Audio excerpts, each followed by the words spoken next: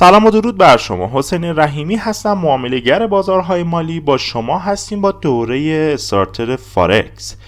در دوره استارتر فارکس ما قرار تمام مطالبی که برای معامله‌گری شما در بازار فارکس نیاز دارید داشته باشیم و قبل از اینکه این دوره رو بخواید ببینید یک دوره مقدماتی تر در قبل که مربوط به بازار کریپتو بود رو میبایست تماشا بکنید، به علت اینکه خیلی از اصطلاحات و خیلی از اتفاقات در اون دوره میفته و شما باید اون دوره رو هم ببینید که دوره ساده و روونی هستش تا بتونید توی این دوره خیلی با آمادگی بهتری مطالب رو دریافت بکنید. خب من هر چقدر میریم جلوتر، هر چقدر دوره به سمت قسمت‌های پیشرفته تر میره، حال من بهتر میشه، به خاطر اینکه مطالبی که میخوایم بگیم میتونه جذابتر باشه. آرزوی موفقیت دارم برای تک تکتون. بریم که شروع بکنیم. خب من یک مقدمه آماده کردم برای اینکه شما یک آشناییت نسبی نسبت به بازار فارکس داشته باشید. من اسلایدی هم میرم جلو، از اون ورم پی دی افش هم میبرم جلو که شما هر جفتش رو داشته باشید. آشناییتی که مربوط به بازار فارکس هست، دلیل تأسیس بازار فارکس رو باید خدمتتون بگیم که بعد از جنگ جهانی دوم روابط مالی بین کشورها از بین رفت و نمیتونستن تبادل اقتصادی بین کشورها رو انجام بدن و این خیلی مهمه که ما در اقتصاد گردش بین کشورها رو داشته باشیم.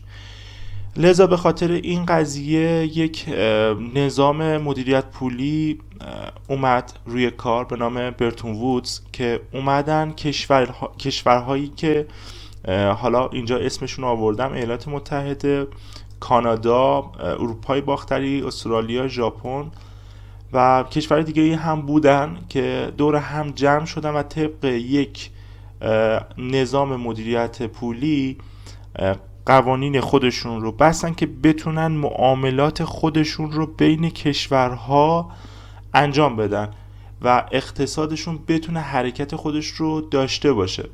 جالبه بدونید که توی این نظام مدیریت پولی که حالا مربوط به برتون وودز بود، اومدن دولت ها این اختیار رو داشتن که اگر ارز کشورشون مقداری بیشتر از، فکر میکنم 1% بود، اگر ارز کشورشون 1% بیشتر افزایش پیدا کرد نسبت به دلار، اختیار این رو داشتن که بیان پول تزریق بکنن و ارز کشورشون رو بیارن پایین و اگر که معکوس این قضیه اتفاق افتاد، یعنی ارز کشورشون 1% نزول کرد، میتونستن با خریدن و وارد شدن و دستکاری بازار بیان ارز رو ثابت نگه دارن. و اتفاقی که میافتاد این بود که دولت این اختیار رو داشت که بیاد، اینجا نوشتم براتون که در صورت کاهش قیمت ارز یا افزایش قیمت ارز ملی مداخله کنه و نرخ رو ثابت نگه داره تا 1% بالا و 1% پایینش. این اختیار رو داشت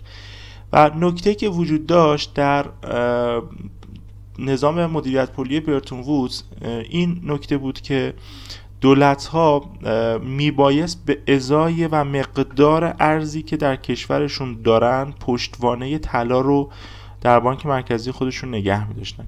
یعنی به طور مثال اگر که نمیدونم 100 میلیون دلار داشتن، باید به میزان همون 100 میلیون دلار شمش طلا برای خودشون داشتن. یکی از دلایلی که این نظام محدود بود، نظام از بین رفت، محدودیت ذخایر طلا بود که بهتون میگم که نظام جایگزین چه اتفاق براش افتاد.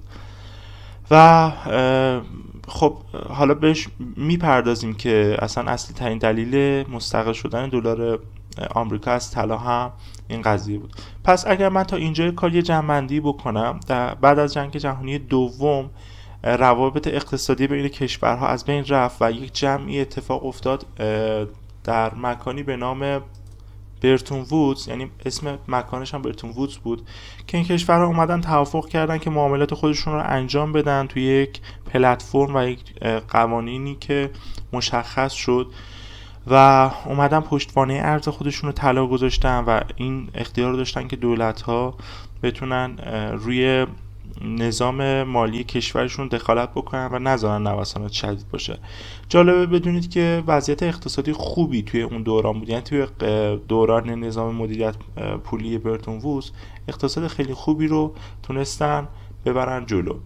براتون دوباره اینجا یک توضیحی دادم که تشکیل صندوق بین‌المللی پول که خب همین الان هم وجود داره یکی از خروجی‌های جنگ جهانی دومه که در اواخر جنگ جهانی دوم توی کنفرانسی که با حضور نماینده 44 کشور در محل برتون وودز برگزار شد، بر اساس توافقنامه پایانی اون کنفرانس تصمیم بر این شد که برتون وودز اتفاق بیفته و همونجور که بهتون گفتم ارز ملی خود رو نسبت به طلا و عمدتاً نسبت به یکدیگه ثابت نگه دارن و نذارن که ارزش پول کشورشون دچار نوسانات جدی بیشتر از 1% شود.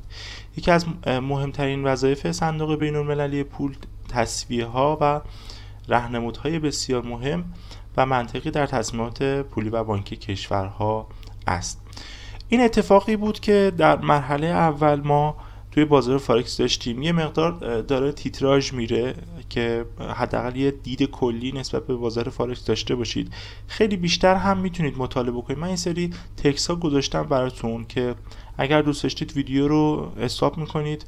من کامل نشستم نوشتم که بتونید مطالعه رو انجام بدید اگر که مایل بودید بیشتر از همایش و دوره همی که توی برتون وودز اتفاق افتاد و قوانین خیلی جالبی بود که میتونید قشنگ بشینید و مطالعه بفرمایید. پیشنهاد میکنم که این کار هم بکنید. ولی بعد از برتون وودز خب زیاد نتونست موفقیت آمیز باشه. دلیلش این بود که ذخایر طلا در دنیا خب محدوده. یک کشوری وقتی که سهم بازارش دامیننسش بیشتر میخواست بشه، یعنی میخواست ارز بیشتری رو داشته باشه یا قدرت خیلی بیشتری رو داشته باشه، شاید برای پشتوانه تلاش میخورد به مشکل و این یکی از حالا ایرادایی بود که عرضم به حضورتون که نسبت به این قضیه داشت. حتی یه سری کشورها اومدن، من تو توضیحات و تکسای آینده که براتون میارم میبینید که اومدن بعدش که اتفاق افتاد دلار آمریکا، یعنی میتونستن به جای طلا دلار آمریکا رو هم انجام بدن و پشتوانه دلار آمریکا شد ذخایر طلا. یعنی این کار هم باز کردن که بیشترین میزان طلا رو حالا امریکا اومد در دست خودش قرار داد و تونست این قضیه رو پیش ببره، ولی باز هم مشکلات خودش رو داشت. تعیین نرخ شناور جایگزین پشتوانه طلا و نظام پولی قدیمی دلار بود که بیشتر در موردش صحبت میکنیم که در اینجا من براتون یه بار این مطلب بخونم. در اینجا دیگر دولت‌ها و بانک‌های مرکزی نرخ‌ها رو تعیین نمی‌کنند. یعنی دیگه توی قضیه‌ای که اون 1% یادتونه توی برتون وودز میتونستن تعیین بکنن، دیگه اینجا اسمش روشه تعیین نرخ شناور. یعنی دیگه بانک‌ها و دولت‌ها نرخ بانک مرکزی رو تعیین نمی‌کنن. نه، بانک‌های مرکزی نرخ رو تعیین نمی‌کنن، بلکه تعیین نرخ ارز، بهره و حتی تورم رو شرایط بازار مشخص میکنه. ببینید دیگه رفت تو عرضه تقاضا، یعنی اونور دولت ها به محض اینکه 1% نوسانات مثبت داشتیم بیشتر از 1% بازار رو می آوردن پایین، از این ورم اگر کم میشد بازار رو می آوردن بالا، ولی این چون عرضه تقاضای دیگه وجود نداشت. ولی توی نظام جدید که نرخ شناور هستش، اسمش تعیین نرخ شناور، شرایط بازاره که میاد مشخص میکنه که قیمت حالا به چه صورته. که در این نظام ارزی شرایط آینده به سادگی قابل پیش بینی نیست. چرا پیش بینی نیست؟ چون اونجا خب خیلی مشخص بود که سال بعد 1% میتونیم منفی باشیم، 1% میتونیم مثبت باشیم. یعنی شما به محض اینکه توی نظام قبلی میدیدی که اگر تریدر بودی بازار نوسانات منفی مثلا 8 داشت، میتونستی وارد معامله بای بشی، چون دولت میتونه دستکاری بکنه و این رو به سمت بالا حرکت بکنه. یعنی تریدینگ رنجی داشتیم که بین -1 و -1 داشت کار خودش رو میکرد و نیاز به تبحر در تحلیل بازار است. به همین دلیل استفاده از سیستم ریسک سرمایه‌گذاری رو افزایش خواهد داد. یعنی توی این سیستم ریسک سرمایه‌گذاری رو یه مقدار افزایش میده، چون تولید کننده توی نظام قبلی من تو آمارا که میخوندم کمترین میزان ورشکستگی رو توی سالهایی داشتیم که ما نظام مدیریت پولی برتون وودز رو داشتیم و این سیستم نرخ شناور چرا ریسک زیادی داره؟ به خاطر اینکه شما خبر نداری از تورم، خبر نداری از نرخ بهره و تحلیل خیلی خوبی رو میخواد و شما نمیتونی بفهمی که حالا اگر بخوام مثال ایران رو بزنم دلار سال بعد چقدره. حالا شما فکر میکنید یه تولید کننده ای که 90% تولید کننده ها وابسته این هستن که نرخ دلار رو بدونن سال بعد به چه صورت هست، چون میتونه کاملا مورد تشنج قرار بده تولیداتشون رو و کسب و کارشون رو. و بعد از نرخ شناوری که اتفاق افتاد، این سیستم از سال 1971 ایجاد شد که پیدایش بازار فارکس امروزی نیز در این سال بود که قیمتگذاری و ارزش پول کشورها بر اساس عرضه و تقاضا در بازار فارکس مشخص می شود، نه خود دولت ها. تفاوتی بود که بین حالا نظام جدید بود و نظام قدیم. نظام قدیم خصوصیات و یک حسن خودش رو داشت و نظام جدید حسنهای خودش رو داره که به صورت منطقی اگر شما حالا بخواید منطقم قاطیش بکنید، نظام جدید که بر اساس عرضه و تقاضا هست خیلی جالب تره. یعنی نرخی که وجود داره رو عرضه و تقاضا تعیین میکنه، نه اینکه دولت بیاد خودش نرخ گذاری بکنه. که البته در کشور ما هم کمی نرخ ریال بسته و کنترل شده است. این نکته یعنی چی؟ ببین درست الان تو دنیا داره بر اساس عرضه و تقاضا نرخ کشورها و نرخ ارز کشورها تعیین میشه، ولی توی کشور ما تقریبا به خاطر بحث بسته بودن و عرضم به حضورتون که حالا میخوام هم بگم هم شفاف نخوام صحبت بکنم، این که داره دستکاری میشه توسط دولت که خودشون دارن کنترل میکنن نرخ ریال رو و اگر که توی بازار فارکس عرضه تقاضای واقعی روی ارز ریال اتفاق بیفته، فکر میکنم خیلی میتونه این نوسانات به ضرر باشه. یعنی خیلی میتونه ارزش ریال پایینتر هم باشه در این شرایط اقتصادی که امروز میبینم. حالا که واقعا تولید خاصی نداریم، اوضاع اقتصادمون زیادم جالب نیست و جلوتر متوجه میشید که چقدر این اقتصاد میتونه توی همین بحث عرضه تقاضای پول کشورها تأثیر خودش رو بذاره. خب هرچقدر میریم جلو من حالم بهتر میشه واقعا، چون بازار خیلی قشنگتریه بازار فارکس و خیلی من با حال بهتر و خیال راحتتر کار رو پیش میبرم. من اینجا براتون آوردم که یه سری متنه که خیلی خوبه که بشینید بخونید همه اینا رو. این که حالا بخواید سرچ بکنید توی گوگل، نتیجه حالا 20 تا 30 تا سرچ شما میشه همین 4 صفحه‌ای که فکر میکنم 4 صفحه‌ای که من براتون جمع آوری کردم و اطلاعات خودم هم میذاره توش آوردم و ویدیو رو میتونید استاپ بکنید. به عنوان یک معامله‌گر، به عنوان یک تریدری که توی بازار فارکس قراره که کار بکنید، اینا اطلاعات عمومیه که شما باید بدونید. این صفحه اولشه، ما این صفحه دومی حالا اسلایدمون هستش که اینجا میایم در مورد با جایگزینی استاندارد طلا صحبت میکنیم، چرا این توافق لازم بود صحبت میکنیم که همه چیز خوب پیش میرفت تا زمانی که رکود بزرگ از راه رسید که کاملا توضیح داده میشه که دلیل به چه صورت بود. این اسلاید سومه که میتونید استاپ بکنید و بخونید. مطالعه کردن جزوی از زندگی یک تریدر، یعنی به عنوان یک تریدر و به عنوان یک معامله‌گر به صورت روزانه باید روتین زندگیتون هم تغییر بکنه و بتونید یک شخصیت و خصوصیت دانش پذیری رو توی خودتون رشد بدید. این هم اسلاید آخره که براتون آوردم، مطالبی هستش که از اینترنت و جاهای دیگه جمع آوری شده و به این صورت در اختیار شما قرار داده شده. خب بریم سراغ مزیت بازار فارکس. اجازه بدید من برم روی PDF که بتونم راحت با مدادم کار بکنم. خب ما در دوره قبل یک سری مزیت گفتیم در مورد با بازار کریپتو، اینجا مزیت داریم در مورد با بازار فارکس. اولین مزیتی که من اینجا براتون نوشتم بازار 24 ساعته در سشن و چند بازار. یاد میگیرید که بازار 24 ساعته نیست، اصلا فراموش بکنید که ما بازار 24 ساعته ای داریم. بازه ها 24 ساعت بازه، ولی همین الان که این ویدیو داره رکورد میشه ما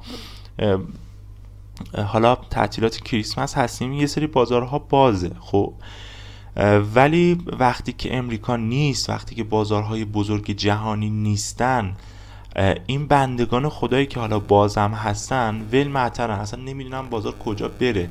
شما به عنوان یک معامله‌گر باید بدونید که در سایه بازارهای بزرگ کار بکنید. وقتی اونا نباشن حجم بازار خوبی نداریم و ما معاملات خوبی رو نمیتونیم بسازیم. پس یاد میگیرید جلوتر خیلی کاملتر که بازار 24 ساعته نیست. ما 3 تا سشن اصلی داریم. خیلی ها اعتقاد دارن که ما 4 تا سشن داریم، در موردش صحبت میکنیم. یعنی سیدنی رو به عنوان یک سشن در نظر میگیرن که حالا من اینجا در نظر نمیگیرم، میگم 3 تا سشن که سشن آسیا رو ما داریم، سشن اروپا رو و سشن آمریکا رو، که هر کدوم از این سشن ها، هر کدوم از این بازه های زمانی چند بازار توشون هست.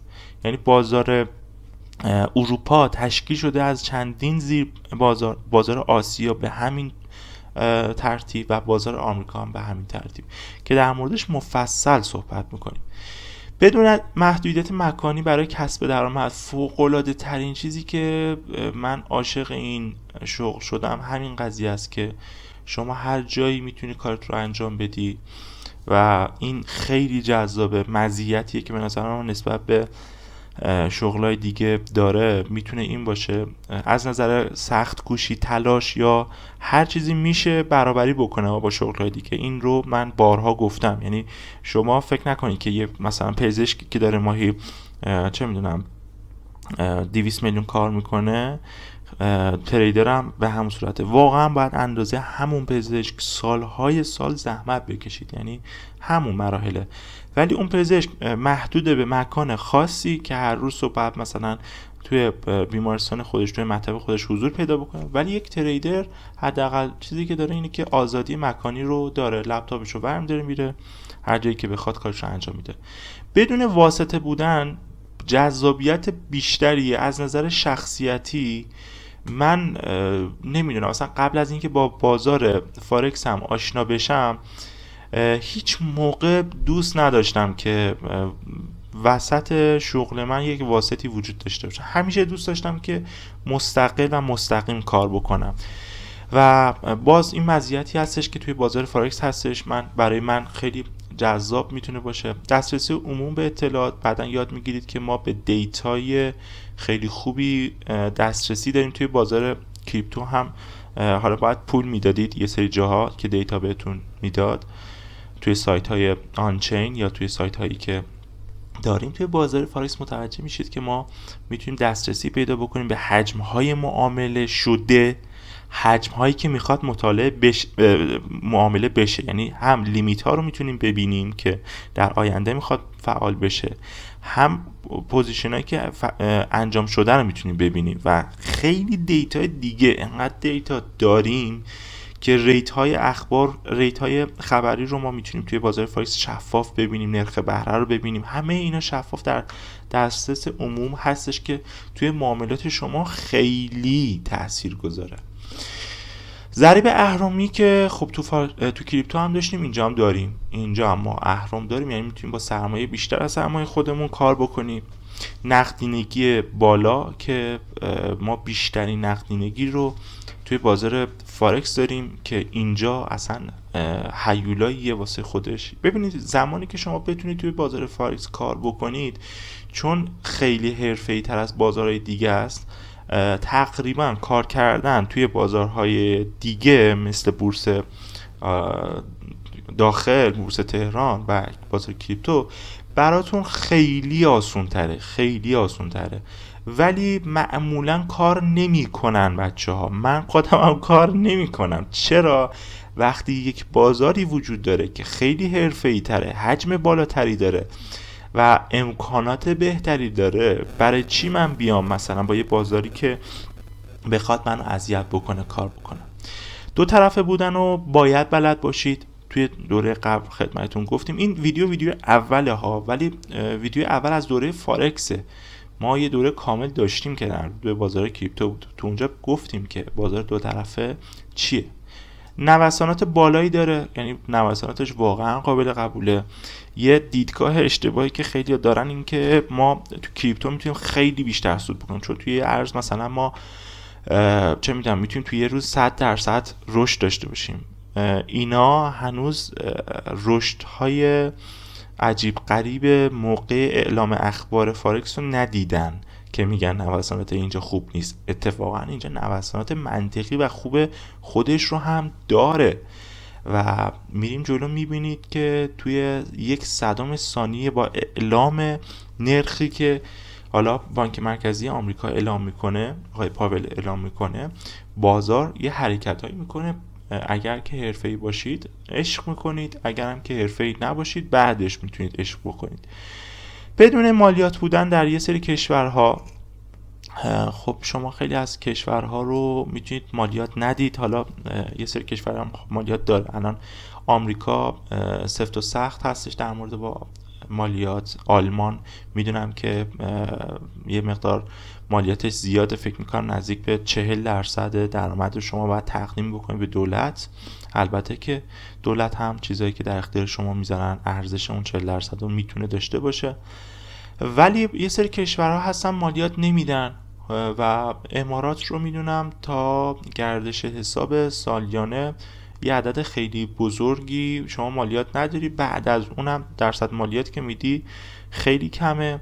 ایران تقریبا به خاطر اینکه قانون گذاری نشده مالیاتی ندارید و کشورهای دیگه هم مالیات ندارید. پس از نظر مالیات شما خیالتون راحت. هزینه تراکنش کم. ما تو بازار فارکس برای معاملات خودمون تقریبا میتونیم یه سری جاها اصلا پول ندیم. یعنی اگر شما حرفه‌ای بشید و برید جلو متوجه میشید که اصلا هزینه تراکنش، هزینه کارمزد نمیدی شما توی این بازار. خب من چرا بازاری رو ول کنم که تراکنش کامیشن هم اینجا صفره، بعد برم مثلا توی بینگیکس مثلا 0.3 کامیشن بدم؟ چرا مثلا مشکل دارم مگه؟ پس نه، هر چقدر میریم جلو میگم حال من بهتر میشه، چون داریم وارد جایی میشیم که من بیشتر بهش علاقه دارم که امیدوارم که شما هم دوست داشته باشید. البته که من خیلی جاها بدون نظر شخصی صحبت میکنم. عدم نیاز به فیلتر شکن. ما خب اونور خیلی مشکل داشتیم که حتما فیلتر شکن داشته باشیم، حتما آی پیمون ثابت باشه، ولی اینجا یه سری بروکرها هستن، یه سری کارگزاری ها هستن که با ما کار میکنن. یه سری پلتفرم ها داریم که مشکلی نداره و فیلتر شکن نمیخوان. حالا اگر که اینترنت رو عزیزان دل از ما نگیرن، تا به الان شما میتونید توی بازار فارکس خیلی راحت کارتو بکنید. اگر هم که عرضم به حضورتون که روزی رسید که همین اینترنت هم گرفته شد، میتونید فکر چاره دیگه باشید. همیشه یک راهی هست برای فعالیت. فکر خودتون رو درگیر اینجور مسائل نکنید. میگن که یا راهی خواهیم ساخت یا راهی خواهیم یافت. امنیت مالی نسبت به بازارهای دیگه برای ایرانی ها بالای تقریبا توی بازار فارکس. چرا؟ ببینید نکته‌ای که وجود داره، ما توی بازار کریپتو، من همه دیتایی که دارم میگم تا به امروز ها، یه وقت میبینید توی 2 سال آینده، 3 سال آینده همه چی تغییر میکنه، قانون گذاری ها تغییر میکنه. خب ما داریم در مورد با امروز بازار صحبت میکنیم. ببینید در مورد با امروز بازار، امنیتی که توی بازار فارکس هست خیلی بیشتره. ببینید اگر شما توی صرافی که حالا ایرانی دارن توش کار میکنن، بخواین چه میدونم $1,000,000 سرمایه وارد بکنید و بخواید ترید بکنید، صرافیه قلنج میکنه.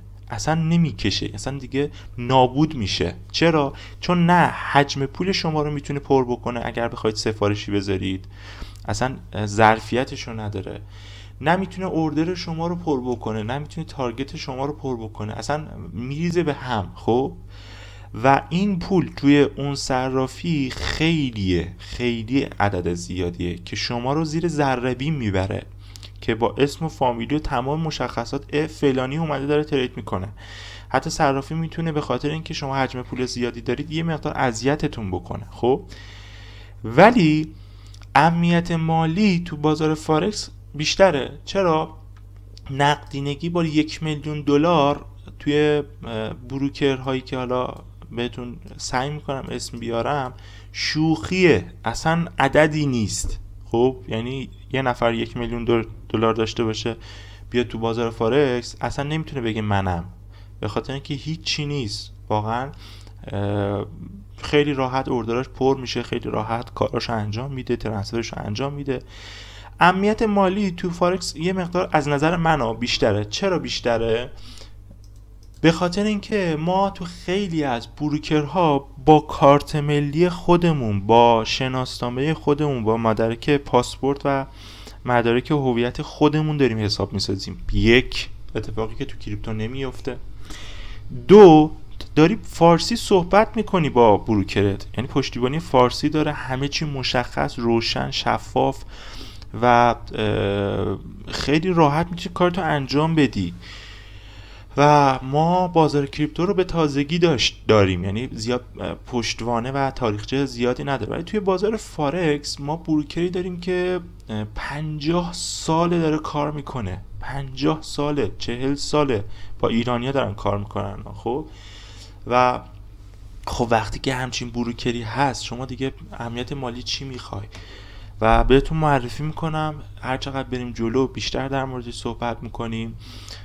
بازار خوبیه. بعداً متوجه میشید که اگر بخواید حرفه‌ای کار بکنید نیازه که اصلا با بازار فارکس کار بکنید. یک نکته‌ای که وجود داره اینه که بازار کریپتو خوبه، من اصلا در موردش کامنت منفی نمیذارم، ولی در مورد با سرمایه گذاری میتونه خوب باشه. یعنی از نظر سرمایه گذاری میتونه خوب باشه، یک دارایی باشه که شما بذارید برای گرفتن سودهای منطقی. در مورد با ترید و معاملات بلند مدت میتونه خوب باشه، یعنی بلند مدت مثلا بازارهای 3 ماه 4 ماه یک پوزیشن رو تو بازار اسپات بخواید باز بذارید. ولی وقتی حرف از بازار مشتقات و فیوچرز میشه، ما فارکس رو داریم، یعنی یک تریدری که به صورت روزانه داره کار میکنه، دیلی تریدینگه و مثلا میخواد صبح بشینه شب بلند شه از پای چارت. بازار فارکس رو واقعا با کریپتو نمیشه مقایسه کرد. یعنی اینجا انقدر شما میتونید کامل کار بکنید که خیلی بهتر از کریپتو هستش. یعنی اصلا خیالتون بابت استرسی که دارید بابت اینکه پولتون از بین بره، نمیدونم صرافی جمع بکنه و هزار تا مشکل دیگه، اینجا ما خدا رو شکر این خبرها نیستش. البته که بروکرهایی هم داریم که حالا توی کشور قبرس سمت اگر اشتباه نکنم آسیاییش مثلا اومدن یه بروکر زدن و کلاهبردار هستن و تقریبا میشناسن، من تو کلاس‌های حضوری اسمشون هم میگم که بچه‌ها گول نخورن. ولی خب به غیر از اونایی که اومدن برای کلاهبرداری، بروکرهای خیلی خوبی هم دارن. خب امیدوارم که از اولین ویدیویی که مربوط به بازار فارکس بود استفاده لازم رو کرده باشین.